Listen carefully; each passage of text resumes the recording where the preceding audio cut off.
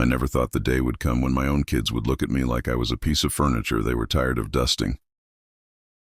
But that morning, when they sat me down at the kitchen table, I felt something in the air.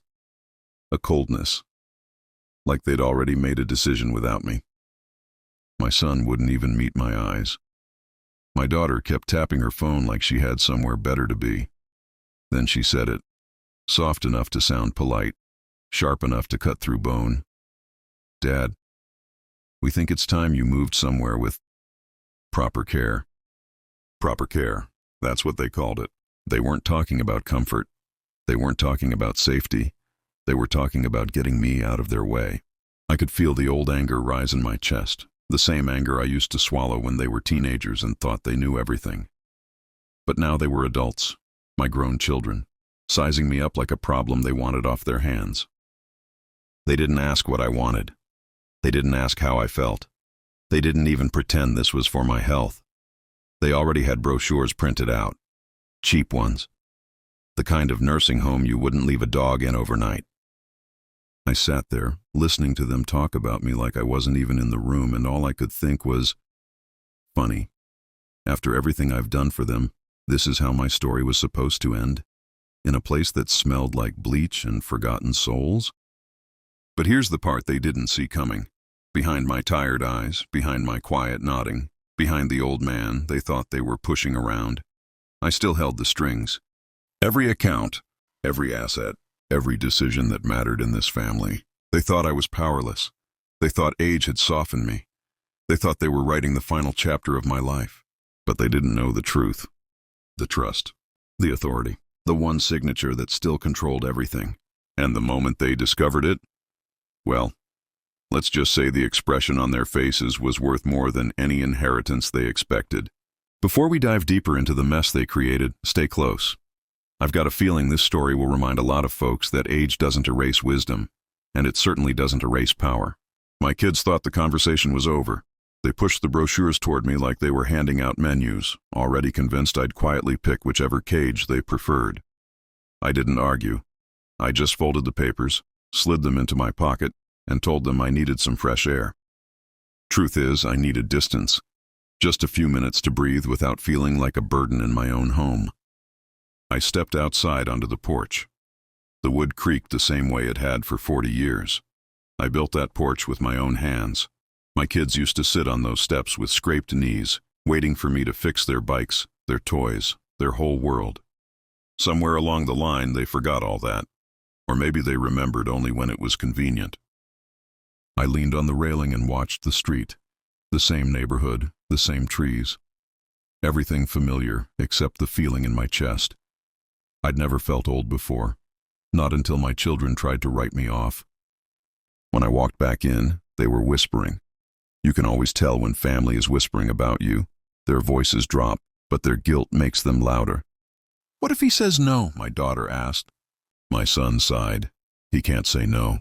He's not in a position to make those decisions anymore. Not in a position. That one stung a little. I cleared my throat. They jumped like I'd caught them stealing from the cookie jar. But the things they were stealing now were worth far more than any dessert. I told them I'd think about it.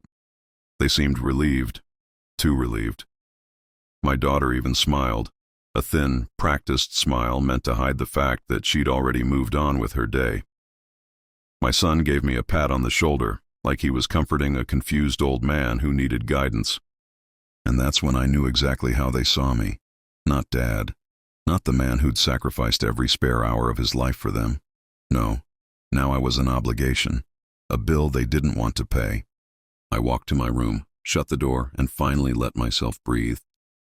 I opened the drawer of my nightstand and pulled out the one thing they had no idea existed, the leather folder containing the trust documents. The same folder I'd protected since the day their mother and I drafted the trust long before she passed. My signature was the only one required to release funds. My authority was final. My decisions shaped the entire family's future. My kids always assumed wealth meant freedom. What they never understood is that wealth also means responsibility. And I'd been carrying that responsibility alone for decades, protecting them even when they didn't deserve it. As I sat there flipping through the pages, I wondered when they'd stopped seeing me as a father and started seeing me as furniture. I wondered when gratitude became inconvenience. I wondered when they forgot that everything they owned, everything, came from years of sacrifice they never witnessed. Maybe it was my fault. Maybe I made their lives too easy. Maybe comfort turns kids into people who forget where comfort comes from. While they were downstairs laughing, scrolling, arguing about dinner plans, I made a different plan. Quietly, patiently. The father they underestimated had one more move left. They wanted to put me away? Fine. But first, they were going to learn the truth about who really held the reins in this family. And the lesson wasn't going to be gentle. I didn't sleep that night. I lay in bed staring at the ceiling, listening to the house settle. Those soft wooden groans that only an old home makes. The sounds I used to find comforting. But that night, they felt different. They reminded me of how easily something strong can start to crack when no one maintains it. Funny thing is, that house had outlasted everything. Outlasted my parents, outlasted my wife, and now it looked like it would outlast the version of my children I thought I raised. Around 3 a.m, I got up and shuffled into the kitchen. I didn't turn on any lights. I didn't need them. I'd walked those floors for 40 years. I knew every inch of that home like the back of my hand. When I opened the fridge, I heard footsteps upstairs. My daughter. Light, quick steps. She always walked like she was late to something. She paused for a second, then went back to her room. Maybe she had seen the kitchen light from her door. Maybe she realized I was awake. Maybe she felt a bit guilty. Or maybe she didn't feel anything at all. I poured myself a glass of water and sat at the table. It felt strange sitting there alone at that hour. This was the table where I taught them math, where we ate birthday cakes, where we planned vacations we couldn't afford back then. Everything happened at that table. Every memory lived in those scratches and dents. But now it was the same table where they slid brochures toward me like eviction notices. A father's heart doesn't break in a single moment. It fractures slowly over years, under the weight of overlooked love and unspoken disappointment. And that night, I felt every crack. The next morning, I didn't mention the conversation. They didn't either. For them, the decision was already made. My son went to work early, practically sprinting out the door. My daughter stayed behind, scrolling through her phone with her coffee, barely looking at me. She used to sit in that same spot telling me about school, about boys, about dreams. Now she barely told me good morning. But the day had a different purpose for me. I needed to see someone. Someone who had known me long before my kids saw me as a burden. So I picked up the phone and called Richard. Richard wasn't just another lawyer. He was a friend of 45 years, a man who stood beside me when my wife died, who helped me draft the trust, who understood the parts of my life my kids never bothered to learn. He'd watched them grow up. He'd watched me sacrifice. He'd watched this family from angles my kids never knew existed. When I told him what my children were planning, he wasn't surprised. That hurt more than anything else. He sighed through the phone. Harry, they've been circling that idea for a while. They've asked me questions here and there. Nothing direct, but enough to know they've been assuming your authority would weaken. I felt the heat rise in my chest again, the same heat I felt the day before. So they planned this. They've been waiting for a moment to throw me away. Richard took a long pause. They think the trust will automatically shift when you enter a care facility. They think someone else will get managing authority. They've misunderstood the entire structure. I closed my eyes for a moment. Misunderstood? No. They hadn't misunderstood. They'd made assumptions, and assumptions made out of greed always turn ugly. Richard continued, You're still the sole trustee. Nothing changes unless you change it. They have no idea. I already knew all of that. But hearing it spoken out loud by someone who knew the law inside and out, it hit differently. It gave my backbone a little reinforcement. At that moment, the old Harry came back. The Harry who handled business deals, negotiated contracts, and built everything my kids took for granted. I told him I wanted a meeting, face-to-face, that afternoon if possible. He said, Come by at 3, and Harry, be ready. Facing your children with the truth is going to be harder than any of this legal stuff. I hung up and sat there, thinking about how things had reached this point. Parenting is strange. You spend your life giving pieces of yourself to your kids, time, money, health, patience, until there's barely anything left. And somewhere along the line, they start believing those pieces were owed to them. They forget they were gifts. Around noon, my son returned home. He said he had a headache and decided to take a half day from work. He grabbed a sandwich and sat across from me at the table. Not once did he ask how I was doing. Not once did he acknowledge the conversation from the day before. He talked about traffic, about some office drama, about everything except the thing that mattered. When he finally noticed I was quiet, he said, "Dad, look, we're not trying to hurt you. We're trying to make responsible decisions. You can't take care of yourself the same way anymore." Responsible decisions. That phrase echoed in my head, as if putting me in a budget nursing home was the height of responsibility. I told him I had an appointment with Richard. The way his face changed. It was quick, but I caught it. His eyebrows twitched. His eyes widened just a fraction. He tried to act normal, but his voice tightened when he asked, "What for?" "Just some paperwork," I said. And that was the moment I realized he knew. Maybe not the full details, but enough to understand that Richard wasn't just any lawyer. He was the gatekeeper to all the power they believed was about to fall into their laps. My daughter came downstairs a few minutes later, and when she heard I was going to see Richard, she froze mid-step. Her phone dropped to her side. She asked the same question. "For what?" I just smiled, a small, quiet smile. "For clarity," I told her. I left the house with both of them standing there, watching me. And for the first time in a long time, I could feel control settling back into my hands, like a familiar tool I'd forgotten the weight of. They thought they were making decisions for me. They were about to learn that I wasn't the one losing power. They were. Richard's office hadn't changed in 20 years. Same leather chairs, same wooden shelves, same faint smell of old books and stronger coffee. The only thing that changed was me. I wasn't the younger man who used to stride in with confidence and plans. Now I walked in slower, leaning just slightly on the door frame, but my mind was sharper than they thought. Richard stood up when he saw me. "Harry," he said warmly, "you look tired." "I've been treated like I'm disposable," I replied. "That'll age any man." We sat. He poured me some water. For a moment, neither of us spoke. The silence wasn't uncomfortable. It was the kind you have with someone who's seen all your battles. Finally, he opened the folder in front of him, the same trust documents I'd reviewed the night before. "Before we talk strategy, you need the full picture," he said. "Your children came to me last month." I felt that one in my chest. It wasn't a surprise, but it still stung. "They asked hypothetical questions," he continued. "What happens to the trust if you're in a care facility? Does power shift? Do they share control? Could they manage funds jointly?" I exhaled slowly. Not in anger this time, more in disappointment.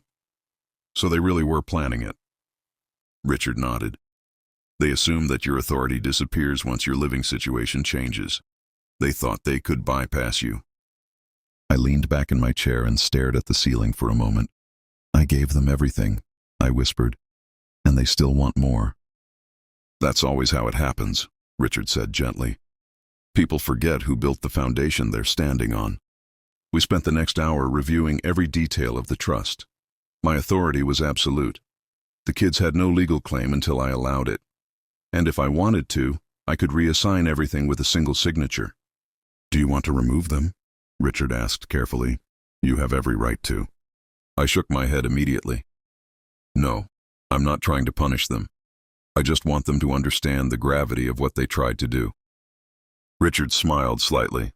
"Then you want impact, not revenge." "Exactly," I said. "They need a lesson they'll never forget. Something that forces them to see me, really see me, before they lose me for real." We crafted a plan. A simple one, elegant in its clarity. I wasn't going to yell. I wasn't going to guilt trip. I wasn't going to confront them with emotion. Emotion bounces off people who've already decided to stop listening. We were going to confront them with the truth. The legal truth, the financial truth, the reality they'd never even bothered to learn. And they were going to face it in a place they respected, Richard's office. When I left, I felt lighter. I didn't rush home. I drove slowly, watching the afternoon sun dip behind the trees. I saw kids riding bikes, parents calling them in for dinner, teenagers walking with headphones on. It reminded me of the days when my home was full of noise. Good noise, not the tension it held now. By the time I pulled into the driveway, both my son and daughter were waiting at the door. Their faces said everything. They were scared. My son walked up to the car before I even stepped out.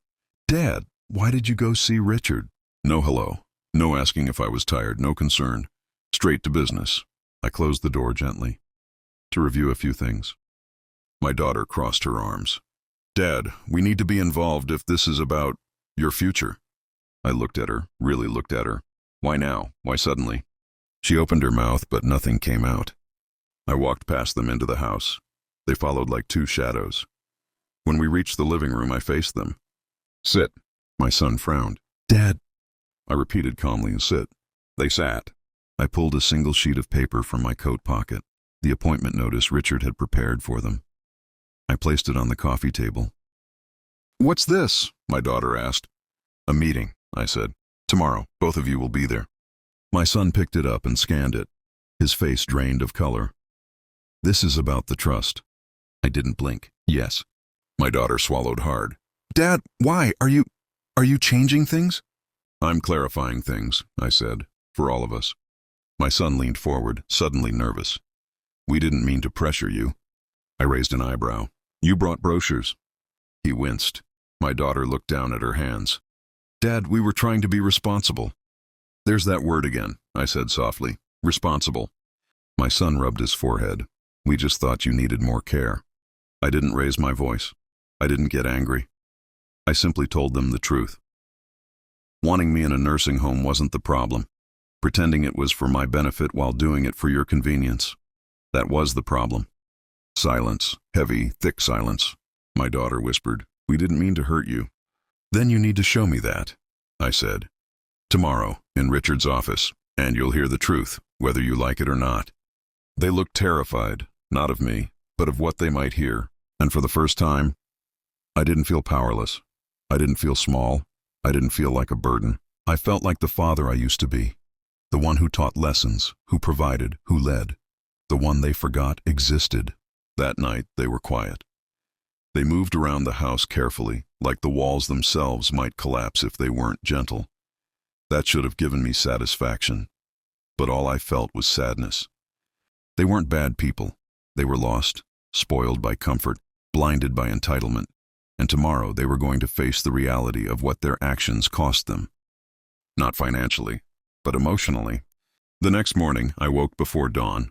I dressed in the suit I used to wear to important meetings. The tie my wife always said made me look confident. When I walked downstairs, my kids were waiting, dressed neatly, eyes red like they hadn't slept. Good. Growth starts where comfort ends. We drove in silence. And with every mile, I felt the balance shift. For the first time in years, they were the ones unsure. They were the ones nervous. And me? I felt steady, because this wasn't punishment. This was a reckoning, a necessary one. The kind only a father can deliver with love strong enough to hurt and heal. Richard's conference room wasn't big, but it had a way of making people feel small. Maybe it was the long table or the tall back chairs, or the thick silence that settled every time the door closed. My kids followed me inside like two people walking into a courtroom. In a way, they were. Richard stood as we entered. He shook my hand firmly, then nodded politely at my son and daughter. They tried to smile, but it came out stiff, like their faces didn't know how to act when they weren't in control. We all sat. My son kept fidgeting with his watch. My daughter clutched her purse like someone might snatch it from her. I just folded my hands on the table and waited. Richard always liked to start slow. "Thank you both for coming," he said. "I understand the past few days have been tense." My son cleared his throat. "We just want to make sure Dad has what he needs." Richard raised an eyebrow. "Of course, and that's exactly what we're going to discuss." He opened the folder in front of him. The rustling of the paper made both my kids look up, like students waiting to hear their grades. "Before we go into legal details," he said, "I want to make something clear. Your father is, legally, financially, and contractually, fully competent. There is no document, no evaluation, no authority anywhere that allows anyone else to make decisions on his behalf." My daughter shifted in her seat. "We never said he wasn't competent." Richard looked directly at her. You didn't have to. Your actions implied it. My son spoke quickly. We weren't trying to take anything. We were just trying to plan responsibly. There it was again, responsibly. They used that word like it was a shield. Richard leaned forward. Then let's talk about responsibility. Because the decisions you were discussing affect a structure far more complex than you seem to realize. My daughter's voice dropped. The trust? Yes, Richard said, the trust. The air changed. I felt it, saw it in their faces. They were scared. Scared not of losing money, but of losing assumptions. Assumptions they'd built without ever asking where the foundation came from. Richard continued calmly. Your father is the sole trustee. He has complete and unchallenged authority over every asset inside the trust. No decision can be made without his signature. Nothing transfers automatically. Nothing changes based on living arrangements. Nothing becomes shared. My son's eyes widened. So, even if he moved into a facility, nothing would change, Richard finished. Absolutely nothing. Silence dropped heavy over the table. I watched my kids swallow that truth. They'd built an entire plan on a false assumption. They thought placing me in a cheap facility would somehow open doors for them. Instead, it would have done nothing except show the world exactly how easily they could discard their father. Richard slid 2 copies of the trust summary across the table. This is what your father has been responsible for managing for more than 3 decades. If you had concerns, you should have asked him. Not whispered behind him. Not made assumptions. Not treated him as if he were already gone. My daughter's face turned red. We weren't trying to treat him like that. I finally spoke. Then what were you trying to do? My son looked at me helplessly. Dad, you're getting older. We thought... Yes, I said. I'm getting older. Not useless, not weak, not invisible. My daughter wiped her eyes, but I didn't rush to comfort her. When you comfort someone too early, you interrupt the lesson. Richard tapped the trust summary. Your father could at any moment change the beneficiaries, reassign authority, redirect assets, remove names. I didn't have to say anything. They heard the potential in those words. My son leaned forward, voice trembling slightly. Dad, are you planning to change anything? I looked at him steadily. Do you think I should? He blinked rapidly, caught between fear and guilt. I don't want to lose anything. There it was, the true heart of all this. Fear of losing money, not fear of losing me. My voice came out softer than I expected. You already lost something far more important. My daughter whispered, Dad, please don't say that. I have to, I said. You need to hear it. You both forgot who I am. You forgot what I've done. You forgot that every dollar in that trust came from sacrifice. Years of it. Missed vacations, second jobs, sleepless nights. Your mother and I didn't build this family for you to push me out when I became inconvenient. My son's voice cracked. We didn't think of you as inconvenient. Then why did you try to put me away? I asked quietly. Neither spoke. They couldn't. Their silence told the truth. Richard closed the folder gently. Your father brought you here today not to punish you, but to remind you of reality, legal and emotional. I added, I'm not changing the trust. Not today. Not yet. But I needed you to understand that I could. With one phone call. With one pen stroke. My daughter covered her mouth, crying harder now. Not out of theatrics, but out of realization. My son bowed his head. Dad, we messed up. I nodded. Yes, you did. Richard stood, signaling the meeting was over. My kids didn't move right away. They looked like 2 people whose world had just shifted, not because they lost something, but because they almost did without even realizing how close they came. As we walked out, my daughter grabbed my arm gently. Dad, can we talk at home? Just us? My son nodded beside her. We want to do better. We really do. I didn't promise anything. Promises too early are as dangerous as forgiveness too cheap. We'll talk, I said, but not today. Today, you think? The ride home was quiet, not tense. Quiet in a way that meant something was sinking in. Something important. Something long overdue. And for the first time in a long time, I felt something shift. Not power, not authority, but balance. They were beginning to understand. But the story wasn't done. The real reckoning, the moment that would change everything, was still ahead of us. And none of us saw the storm coming. Not yet. I looked at him steadily. Do you think I should? He blinked rapidly, caught between fear and guilt. I don't want to lose anything. There it was, the true heart of all this. Fear of losing money, not fear of losing me. My voice came out softer than I expected. You already lost something far more important. My daughter whispered, Dad, please don't say that. I have to, I said. You need to hear it. You both forgot who I am. You forgot what I've done. You forgot that every dollar in that trust came from sacrifice. Years of it. Missed vacations, second jobs, sleepless nights.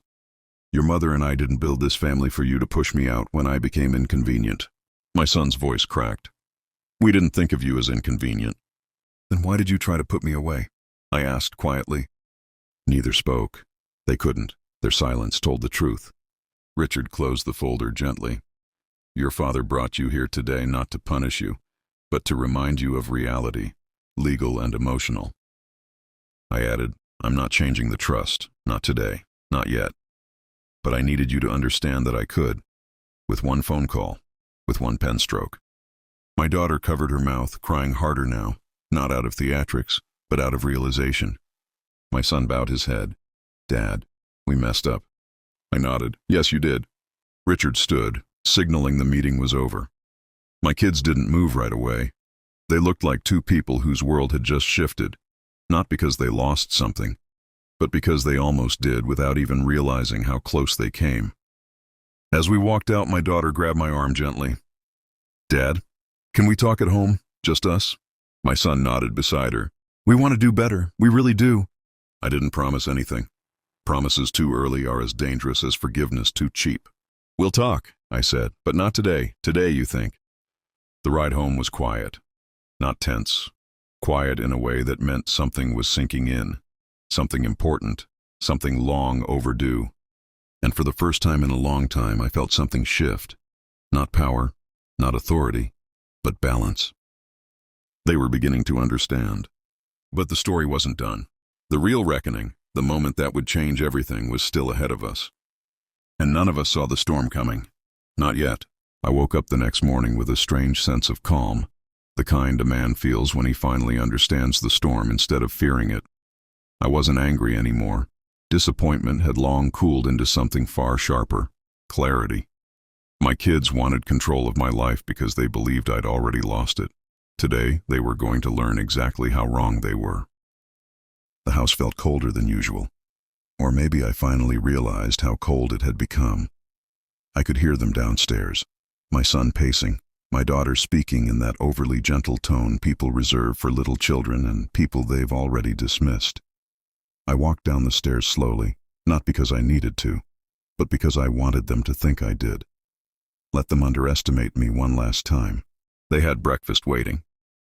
My daughter smiled like she was offering me mercy. Dad, we've been thinking, she said, sliding a document across the table. It might be best if we moved forward with the facility. No hesitation, no shame, just readiness to ship me away like an unwanted parcel. I didn't sit. I didn't touch the paper. I simply said, your timing is perfect. I've been thinking too. That made them pause. Parents don't scare their children by shouting. They scare them by speaking softly. My son cleared his throat. Look, Dad, this is what's best. You can't manage things the way you used to. Oh, I can manage, I said. I've been managing a long time. Before they could respond, a knock echoed from the front door. Sharp, deliberate, expected. My children exchanged confused looks while I opened it. My attorney stepped inside with the same calm confidence he'd had for 30 years. The moment my kids saw him, something in their faces shifted. Because whenever lawyers appear unannounced in a family home, it's rarely a good sign. He didn't sit. Neither did I. He opened his briefcase and placed a thick stack of documents on the table. My daughter frowned. What is this? I nodded to the attorney. He spoke for me. Your father is executing a full restructure of the family trust, effective immediately. My son blinked hard. Restructure? What does that mean? It means, the attorney said, that any control you believed you had is now officially revoked. Silence. Heavy, choking silence. My daughter swallowed like she'd forgotten how. I stepped closer. For years I protected you from the weight of responsibility. I thought giving you ease was the same as giving you love. But ease turned into entitlement, and entitlement turned into the belief that you could decide my future without ever asking what I wanted. They stared at me like they were seeing me for the first time. The attorney continued, flipping the pages. Your father has shifted full control of all assets into a new structure. The properties, the investments, the accounts. Everything is now under his independent management. Neither of you will have authority unless he explicitly grants it. My son's face turned red. Dad, you can't just... I lifted a hand. He stopped talking immediately. I can, I said, because the trust was built that way. Your mother and I made sure of it. We wanted our children to grow into responsibility, not assume it by default. My daughter's voice cracked. So, what happens to us? You get to be my children, I said. Not my handlers, not my supervisors, not the people who decide where I live or when I'm useful. The attorney handed me the final page. I signed it with a steady hand. The sound of the pen scratching the paper felt like closing the door to a long, painful chapter. Then I looked at my kids and spoke the words they never expected. I'm moving out, not to a facility, to my own place. Somewhere peaceful, somewhere I choose. I let the moment breathe. You're welcome to visit if you come as family, not managers. My son finally sat, the weight of realization hitting him. My daughter wiped tears, but didn't argue. They weren't angry anymore. They were confronted by a truth they couldn't soften. They had pushed me away, and I was finally stepping back. I turned to the attorney. Let's go. As I walked toward the door, my daughter grabbed my sleeve gently, not to stop me, but to ask a question with her eyes. Is it really too late? I squeezed her hand. I'm not shutting you out. I'm giving you a chance to come back as the people you used to be. I stepped outside. The sun hit my face with a warmth I hadn't felt in years. I got into the car and watched the house shrink behind me. Not as a symbol of loss, but as a reminder of what happens when people forget the value of the ones who raised them. When we reached my new place, a quiet little home by the water, I felt something I hadn't felt since my wife was alive. Ownership of my own life, freedom, not from responsibility, but from being treated like I was already gone. I sat on the porch, the same way I did 40 years ago, and watched the world move. And I realized something important. People think getting old means losing power, but sometimes getting old just means taking it back. And if my story reminded you of anyone, your parents, your grandparents, or even yourself, don't wait for the moment when it's too late to speak up, to defend yourself, or to reclaim your life. We only get one shot at living with dignity. If you're still here listening to an old man talk, stick around. I've got plenty more stories to tell, and every one of them carries a lesson somebody out there needs to hear.